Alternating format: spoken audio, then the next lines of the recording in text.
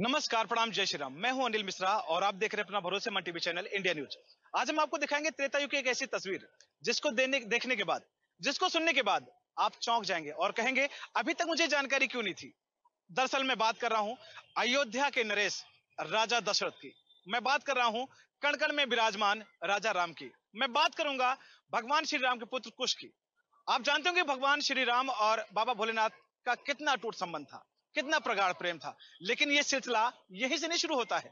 आज मैं आपको बताऊंगा भगवान श्री राम के पिता चक्रवर्ती सम्राट राजा दशरथ के जब पुत्र नहीं हो रहे थे, उस वक्त उन्होंने गुरु वशिष्ठ से कहा कि गुरुदेव, मेरे कोई संतान नहीं है, वंश कैसे चलेगा आगे। तो गुरु वशिष्ठ कहते हैं कि आप भोलेनाथ पर भरोसा रखिए, वो सबका मंगल करते हैं, आपका भी कल्याण करेंगे।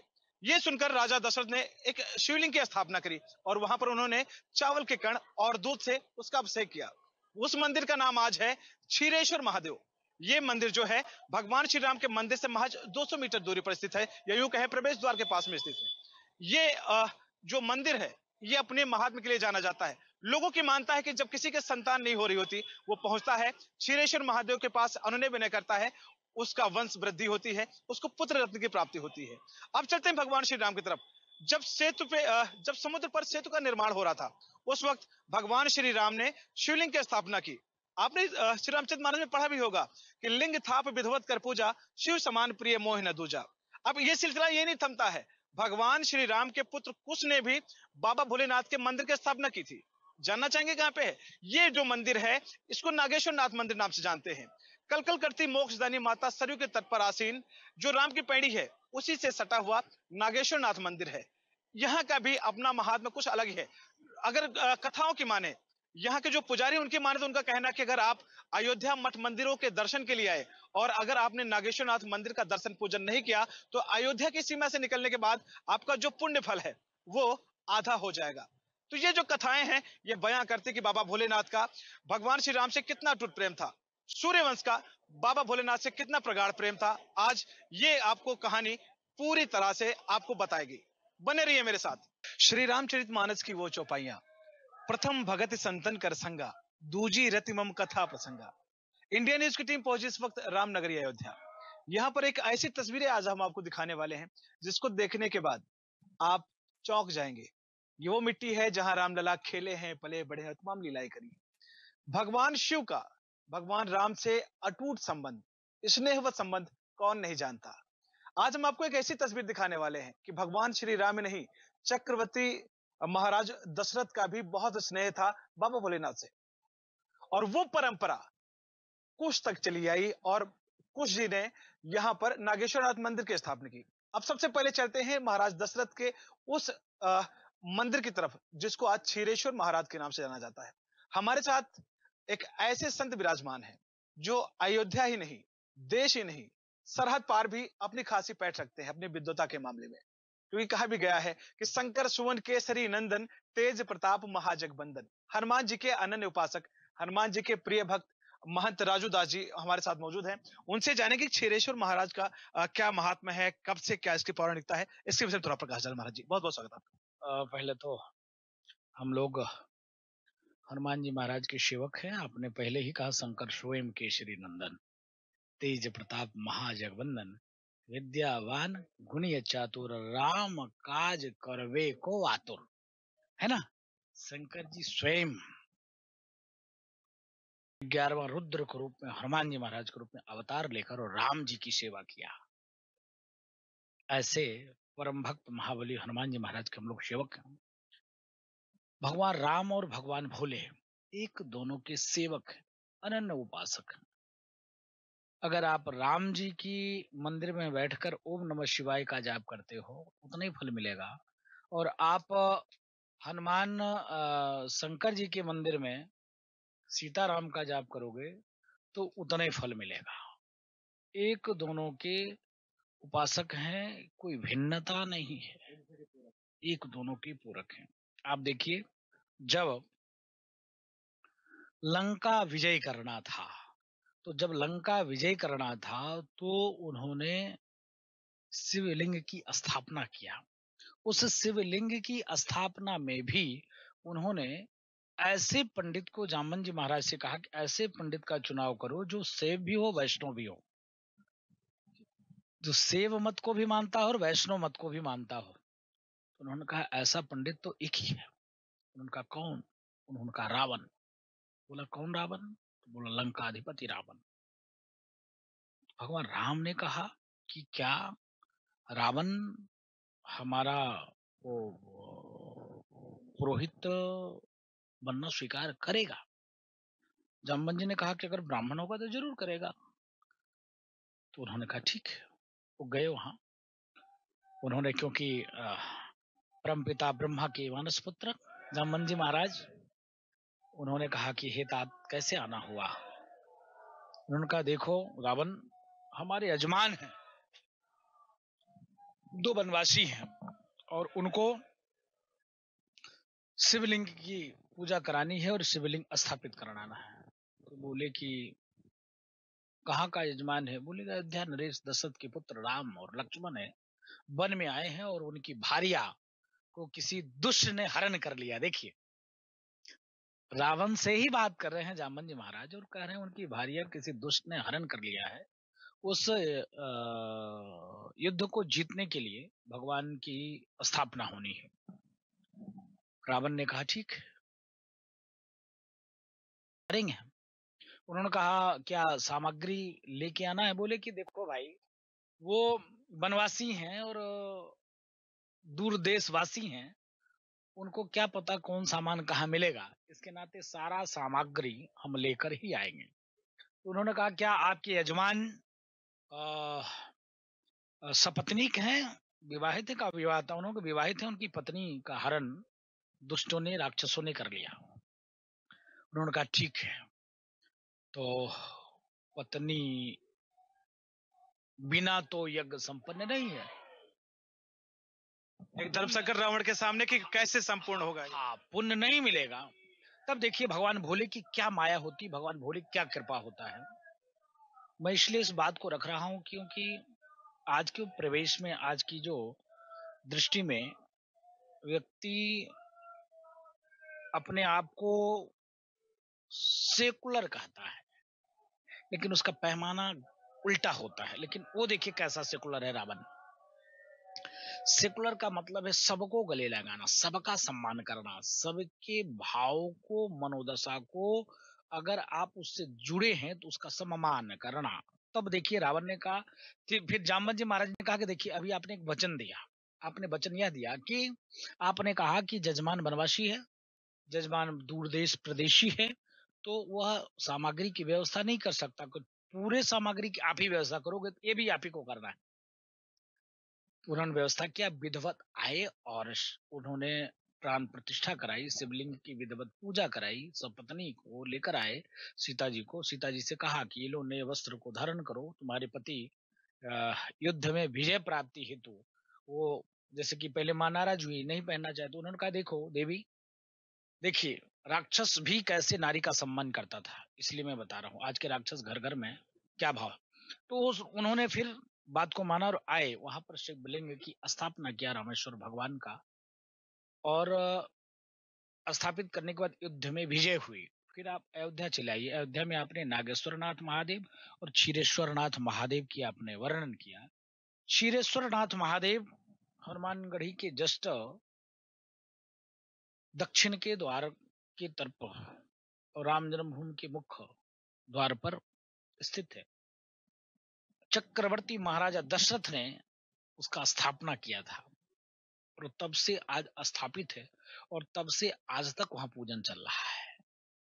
आप चले आइए, उसके बाद भगवान श्री राम के पुत्र लव और कुश के द्वारा आप देखेंगे कि सरजू मैया के तट पर नागेश्वर नाथ महादेव स्थापित किया गया है। पौराणिक वो जगह है और डेली हजारों की भीड़ होती है। तो कहने का मतलब है कि चक्रवर्ती महाराज दशरथ ही नहीं, सूर्यकुल, इक्ष्वाकु वंश और राम जी सबके सबने भगवान भोले को मनन किया, चिंतन किया और भजा, जिसका परिणाम स्वरूप है कि आज हर जगह हर जगह हर जगह भगवान भोले का एक से एक सिद्ध मंदिर स्थापित है। महाराज जी, बताया जा रहा है कि क्षीरेश्वर महादेव पर वो लोग भी आते हैं जो बांझ होते हैं, जिनकी संतान नहीं होती है। वो लोग आते हैं, उनकी सभी मनोकामनाएँ पूर्ण होती हैं। ये परंपरा है लोगों की, ऐसा कहना है लोगों का। जी है क्या कि पुत्र जब दशरथ जी महाराज को पुत्र हुआ, तो पुत्र होने के बाद ही उन्होंने स्थापित किया। तो इसका मान्यता है कि जिसके भी बच्चे नहीं हो रहे हैं, जो बांझ हैं, वो भगवान भोले का वहाँ स्पर्श करे, जल चढ़ावे, रुद्राभिषेक करावे, वहाँ बैठकर ओम नमः शिवाय का जाप करे, तो स्वाभाविक है कि पुत्र रत्न की प्राप्ति उसको होगा। तो रघुकुल परंपरा में बाबा भोलेनाथ कितना विशिष्ट स्थान रखते थे, बहुत लंबा न जाएं। तो अगर हम भगवान श्री राम के पिता चक्रवर्ती सम्राट राजा दशरथ से शुरू करें, तो महाराज दशरथ ने यहाँ पर क्षीरेश्वर महादेव के मंदिर की स्थापना की। बताया जाता है चावल के कण और दूध से अभिषेक किया और क्षीर सागर बन गया। यह क्षीरेश्वर महादेव की महिमा। जब राम, लक्ष्मण, भरत, शत्रुघ्न का जन्म होता है, तो माता कौशल्या, महाराज दशरथ अपने चारों पुत्रों को लेकर क्षीरेश्वर महाराज पहुंचते हैं और वहां पर वो उनका आशीर्वाद दिलाते हैं। अब पहुंचते ही ये परंपरा और आगे चलती है। अभी जैसा कि महाराज जी ने बताया कि समुद्र तट पर जब शिवलिंग की स्थापना हुई, वहां की एक चौपाई याद आती है श्री रामचरितमानस की। लिंग थाप विधवत कर पूजा, शिव समान प्रिय मोहि न दूजा। आपने भी पढ़ी होगी। अब और आगे चलते हैं। अब भगवान श्री राम के पुत्र कुश द्वारा स्थापित यहाँ पर नागेश्वर नाथ मंदिर है। तो आप यकीनन कह सकते हैं कि अयोध्या के रोम रोम में अगर भगवान श्री राम विराजित हैं, तो भोलेनाथ भी, क्योंकि दोनों एक दूसरे के पूरक कहे गए हैं। दोनों एक दूसरे पृथक रह ही नहीं सकते, दोनों एक दूसरे अलग रह ही नहीं सकते। तो इस बात की गवाह अयोध्या की मिट्टी है, जहां रामलला पले हैं, बड़े हैं और अभी भी यहाँ पर विराजमान हैं, सभी अपने भक्तों को आशीर्वाद देने के लिए। तो ये है महात्म अयोध्या के क्षीरेश्वर महादेव का। ये है महात्म बाबा भोलेनाथ का। अथाह समंदर है इनकी कहानियां, इनके किस्से और इनकी कथाएं, जिनको वर्णन कर पाना अ, हिंदी वर्णमाला में शब्द नहीं होंगे। और भी अपडेट आप तक हम पहुंचाते रहेंगे, बने रहे मेरे साथ, क्योंकि अयोध्या की प्राचीनता इतनी विशाल है, उसका वर्णन कर पाना शायद ही किसी के बस की बात हो। फिर भी इंडिया न्यूज आपको अयोध्या से जुड़ी एक एक पौराणिक कथाएं आपको। विश्वनाथ मंदिर में इस वक्त मेरी मौजूदगी है और हमारे साथ यहाँ के जो अध्यक्ष हैं वो मौजूद हैं। उनसे जानने का प्रयास करेंगे कि क्या पौराणिकता है, क्या अध्यात्म है, क्या इतिहास है नागेश्वर नाथ मंदिर का। क्योंकि जिस तरह से लोग जानते हैं कि ये भगवान श्री राम के पुत्र कुश द्वारा स्थापित है, क्या प्राचीनता है इसकी, क्या पौराणिक इतिहास है, कहाँ पे इसका उल्लेख मिलता है। हमारे साथ महाराज जी, महाराज जी बहुत बहुत स्वागत है आपका। जय श्री राम। जय श्री नागेश्वरनाथ। आप श्री नागेश्वरनाथ मंदिर के गर्भगृह में खड़े हुए हैं। जैसा कि हमें अपने पुराणों में मिलता है, आप रुद्रामल उठा लीजिए या शिव महापुराण उठा लीजिए, उसमें भगवान भोलेनाथ श्री नागेश्वरनाथ जी का महात्म आपको लिखा मिलता है। कहा यह जाता है कि भगवान राम के पुत्र कुश जी के द्वारा उनके आग्रह पे भगवान स्वयं यहाँ प्रकट हुए थे और उन्होंने अयोध्या में निवास का वचन दिया था। लगभग आज से 8,000 वर्ष पूर्व कुश जी के द्वारा जब अयोध्या का जीर्णोद्धार कराया गया, क्योंकि जब राम जी अपने लोक को चले गए तो अयोध्या पूरी खत्म हो गई थी, तो कुश जी ने यहाँ फिर से पुनः अयोध्या को स्थापित किया। वो सरयू नदी में विहार कर रहे थे, जिससे उनका हाथ का कड़ा वो सरयू नदी में गिर गया और उसको कुमुदनाग, जो उस समय सरयू नदी में निवास करता था, उसकी कन्या कुमुदनी ने ले लिया। कुश जी ने जब बहुत ढूंढा, उनको वो कड़ा मिला नहीं, क्योंकि वो कड़ा कोई मामूली कड़ा नहीं था। वो उनको उनकी माता सीता जी ने दिया था और वो सीता जी को भगवान राम ने दिया था और भगवान राम को अगस्त मुनि ने दिया हुआ था जब उन्होंने रावण का वध किया हुआ था। उस समय विजय के रूप में वो कंकड़ उनको प्रदान किया था, तो वही कंकड़ कुश जी को प्राप्त हुआ था। कुश जी ने जब ऐसा ढूंढा, उनको नहीं मिला, तो उन्होंने ध्यान लगा के पता किया, तो उनको ये पता चला कि ये कुमुदनाग की पुत्री कुमुदनी के पास है। तो उन्होंने कुमुदनाग से वो मांगा, तो कुमुदनाग ने कहा कि हम लोगों के यहाँ प्रथा है कि जो भी हम अपने पुत्री या पुत्र वधु को दे देते हैं, उनसे वो चीज हम वापस नहीं मांगते हैं, तो मैं उससे नहीं मांगूंगा। तो कुश जी को यह सुन के उनको बड़ा क्रोध आया। उन्होंने कहा कि जितने भी नाग वंश के यहाँ भी पृथ्वी पे हैं, मैं सबका सर्वनाश कर दूंगा। कुश जी के द्वारा बाण का संधान किया गया। तो यह देखते हुए जितने भी नाग थे वो घबरा गए और कुछ भगवान भोलेनाथ को पुकारने लगे। भगवान भोलेनाथ की पुकार सुनकर यहाँ भगवान स्वयं भोलेनाथ प्रकट हुए और उन्होंने कुश जी को शांत कराया और शांत करा के उनका विवाह कुमुदनी के साथ करवाया और कुमुदनी के साथ करने के उपरांत उनको अपना कड़ा भी प्राप्त हो गया और उनका विवाह भी कुमुदनी के साथ हो गया। ऐसा होने पर भगवान भोलेनाथ ने कहा कि आप सर्वसमर्थ होते हुए हमारी बात को माना, हमारी बात को समझा और अपने बाणों से नाग जितने भी नागवंश के थे उनको समाप्त होने से बचाया। मैं आपसे बहुत प्रसन्न हूँ, आप अपना कुछ वर मांगिए जो मैं आपको प्रदान कर सकूं। तो कुश जी ने उनसे आग्रह किया कि आप यहाँ श्री नागेश्वर नाथ जी जो कि स्वर्गद्वार क्षेत्र में अयोध्या नगरी में है, उसमें आप सदा निवास करिए और जो भी भक्त यहाँ आता है उसकी मनोकामना को पूर्ण करिए। ये है जो पौराणिक इतिहास है नागेश्वर नाथ का। अब हम आपसे जानना चाहेंगे, जिस तरह श्रद्धालु रामनगरी अयोध्या पहुंच रहे हैं, वो यहाँ पहुंचने के बाद उनका अनुभव क्या होता है, कितने प्रसन्न होते हैं? क्योंकि भगवान श्री राम और भगवान भोलेनाथ दोनों एक दूसरे के पूरक हैं। ऐसे में जब यहाँ पहुंचते हैं तो कैसी अनुभूति होती है? क्योंकि भगवान श्री राम अपने बाबा भोलेनाथ को अपना आराध्य कहते हैं। जैसा कि आप जानते हैं कि अयोध्या नगरी में सिद्ध पीठ के रूप में श्री नागेश्वर नाथ जी विद्यमान हैं और हमारे पुराणों में ये लिखा मिलता है कि जो भी अयोध्या में दर्शन या पूजन करने के लिए आता है वो सारी मंदिरों का दर्शन कर ले, अगर नागेश्वर नाथ जी का दर्शन नहीं करता है तो अयोध्या का उसको फल प्राप्त नहीं होता है। इससे बड़ी बात और कुछ नहीं हो सकती है कि भगवान राम के नगरी में भगवान भोलेनाथ का बिना दर्शन किए अगर कोई जाता उसको पूर्ण न प्राप्त हो, तो ये आपको एक अलग रूप से ही पता चलता है कि भगवान राम और भगवान शिव दोनों अलग नहीं है, वो एक ही हैं। बिना शिव के भगवान राम नहीं पूर्ण होते हैं, भगवान राम के बिना शिव नहीं पूर्ण होते हैं। इस वजह से यहाँ जो भी भक्त आते हैं अयोध्या नगरी में, वो नागेश्वर नाथ जी का दर्शन करना, भगवान श्री राम का दर्शन करने के पश्चात भगवान श्री भोलेनाथ का दर्शन, नागेश्वर नाथ जी का दर्शन अवश्य करते हैं। अच्छा, आपकी अगर जो महाकुंभ लगा था, इसमें लाखों श्रद्धालु, कई लाख श्रद्धालु रामनगर अयोध्या पहुंचे। अगर यहाँ की बात की जाए तो यहाँ की क्या स्थिति रही? इस महाकुंभ जो लगा हुआ था, जो श्रद्धालु आ रहे थे भगवान राम का दर्शन करने के पश्चात नागेश्वर नाथ में भी जिनको जानकारी थी, जिनको इस बात की जानकारी थी, वो बिना नागेश्वर नाथ जी का दर्शन किए यहाँ से नहीं जा रहे थे। आपके महाकुंभ में यहाँ भी भक्तों का जमावड़ा था, भक्त लोग यहाँ भी दर्शन पूजन करने के पश्चात ही अपना अयोध्या नगरी को छोड़ रहे थे। मैं चाहूंगा अपना थोड़ा परिचय हमारे दर्शकों को दें। श्री नागेश्वर नाथ मंदिर, प्रभाकर द्विवेदी, श्री नागेश्वर नाथ मंदिर सह प्रबंधक। श्री रामचरित मानस में एक चौपाई है कि शिव द्रोही मम भगत कहावा, ते नर सपने मोह न पावा। भगवान श्री राम, बाबा भोलेनाथ एक दूसरे के पूरक हैं। आज हमने आपको दिखाया कि क्षीरेश्वर महादेव पर जिस तरह से दूध और चावल के कण रुद्राभिषेक के रूप में करने के बाद क्षीरेश्वर महाराज नाम पड़ा, उसी तरह से भगवान राम के पुत्र कुश द्वारा स्थापित ये नागेश्वर नाथ मंदिर है, जो कि अपनी तमाम महात्म के लिए जाना जाता है।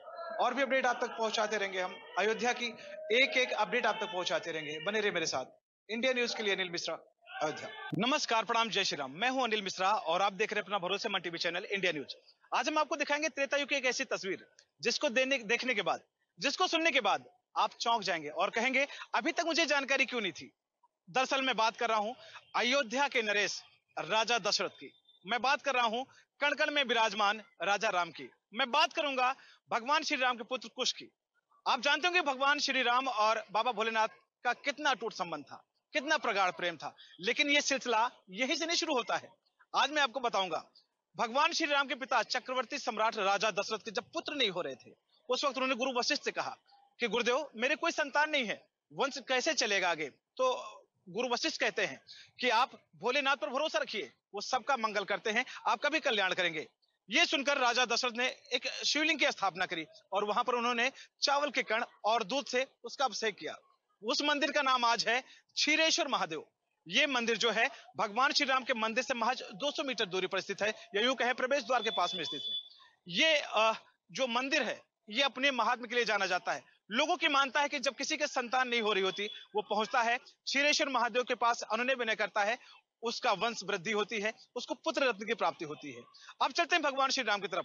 जब समुद्र पर सेतु का निर्माण हो रहा था, उस वक्त भगवान श्री राम ने शिवलिंग की स्थापना की। आपने श्री रामचरित मानस में पढ़ा भी होगा कि लिंग थाप विधवत कर पूजा, शिव समान प्रिय मोह न दूजा। अब ये सिलसिला ये नहीं थमता है, भगवान श्री राम के पुत्र कुश ने भी बाबा भोलेनाथ के मंदिर की स्थापना की थी।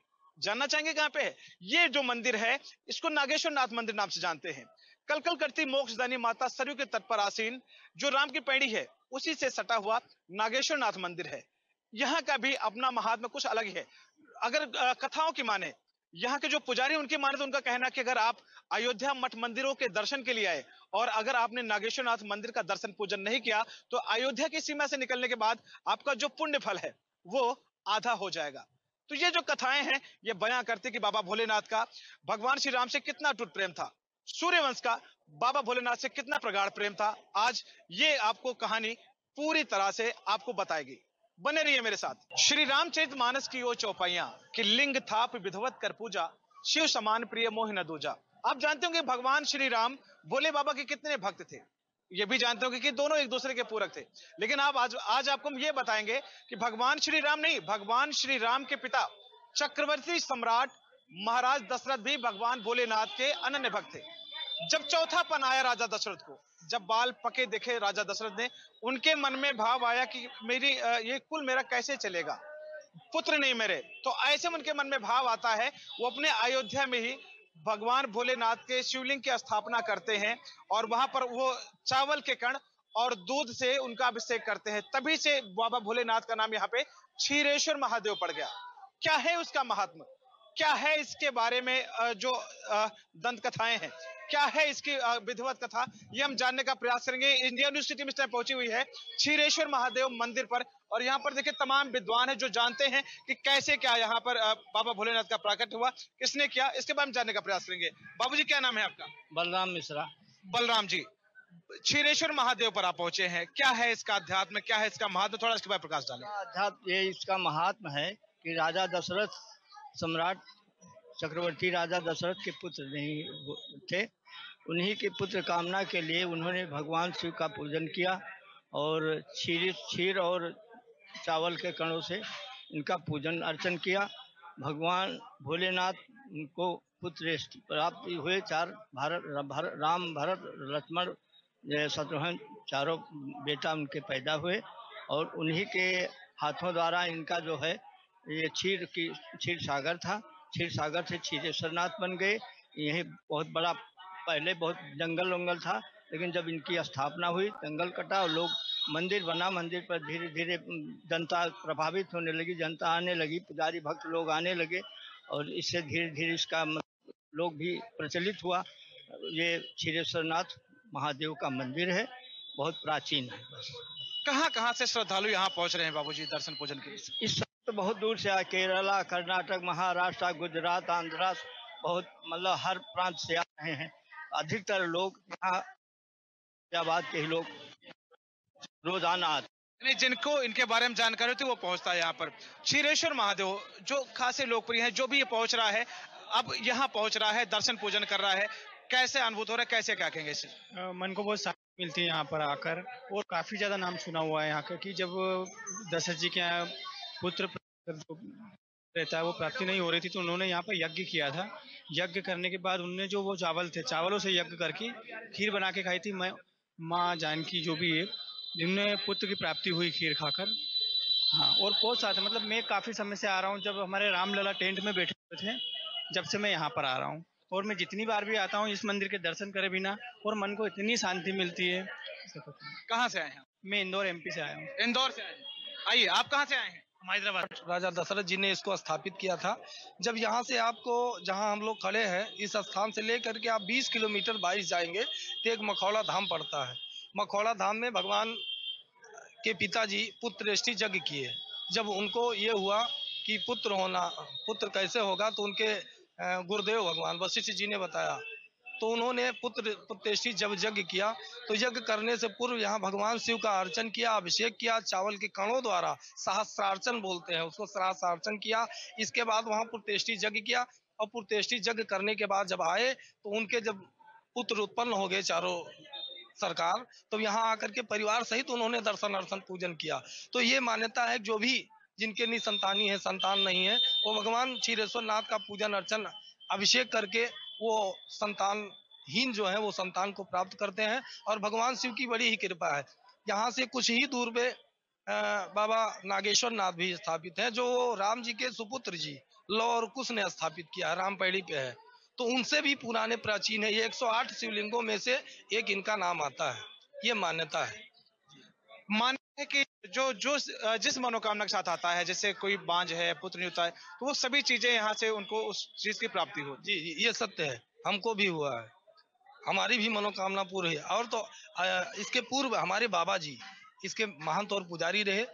उसके बाद हमारे बाबा जी के ना रहने के बाद हमारे बड़े पिताजी रहे, और इस समय हमारे ही भाई लोग यहाँ की देख रेख और महंत और पुजारी भी हैं।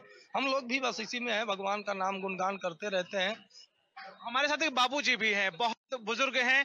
आप बहुत अच्छे से बताएं, बाबूजी कितनी उम्र होगी इस वक्त आपकी? समय 70-72 70-72 साल के हैं। कब से सेवा कर रहे हैं क्षीरेश्वर महादेव की?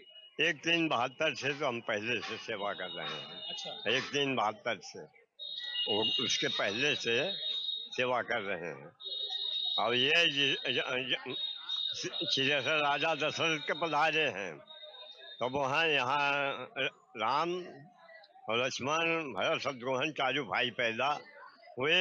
इसी वजह से यहाँ की जनता जो है वो जो मानती है वो मान पूर्ण करत है, उसको पूर्ण करते हैं। तो ये इतिहास है क्षीरेश्वर महादेव का। मैं आपको तस्वीरें भी दिखाऊंगा, दर्शन कराऊंगा क्षीरेश्वर महादेव का, जिसको चक्रवर्ती सम्राट राजा दशरथ ने यहाँ पर स्थापित किया था, पूजा पाठ किया। देखिए किस तरह से यहाँ पर रुद्राभिषेक भी चल रहा है, पूजन पाठ चल रहा है, और यहाँ पर तमाम प्रकांड विद्वान मौजूद हैं जो यहाँ पर भोले बाबा की सेवा कर रहे हैं, पूजन कर रहे हैं, अर्चन कर रहे हैं। ये तस्वीरें बयां कर रही हैं कितना उत्साह है। सारे लोग भोले बाबा के दर्शन पूजन करने के लिए यहाँ पर पहुंचे हुए हैं। और देखिए ये इतिहास है, ये महात्मा है, जिसको चक्रवर्ती सम्राट राजा दशरथ ने यहाँ पर भोले बाबा को स्थापित किया था। और इन्हीं के आशीर्वाद से राजा दशरथ के 4 पुत्र राम, लक्ष्मण, भरत और शत्रुघ्न आए। और जब उनका जन्म होता है तब राजा दशरथ उनको लेकर यहाँ पहुंचते हैं और पुनः आशीर्वाद दिलाते हैं बाबा भोलेनाथ का। ये बहुत ही सिद्ध त्रेता युग की ये तस्वीरें लगातार बयां कर रही हैं क्या अध्यात्म है। यहाँ पर कुछ लोग बैठे हैं, मैं उनसे भी जानने का प्रयास करूंगा कि क्या नाम है भैया आपका? हम अभिराम दास श्री राम मंदिर पचकुया इंदौर से पधारे हैं। यहाँ पर राम मंदिर स्थापना के पूर्व से महाराज दशरथ के समय से विधि पूर्वक रघुकुल शिरोमणि महाराज दशरथ द्वारा अपने तीनों रानियों सहित लगा पूजन किया जा रहा है। हम सब लोग उन्हीं की परंपरा को आगे बढ़ाते हुए क्षीरेश्वर महादेव को आशीर्वाद प्राप्त करते हैं। उसके बाद रामलला के दर्शन करने के बाद हमारी मनोकामना पूर्ण होती है। मैं सभी भक्तों से अनुग्रह करूंगा कि जब भी रामलला दर्शन करने आए क्षीरेश्वर महादेव अवश्य आए। बोलिए नमः पार्वती पते शिव हर हर महादेव। इंडिया न्यूज के लिए अनिल मिश्रा, अयोध्या।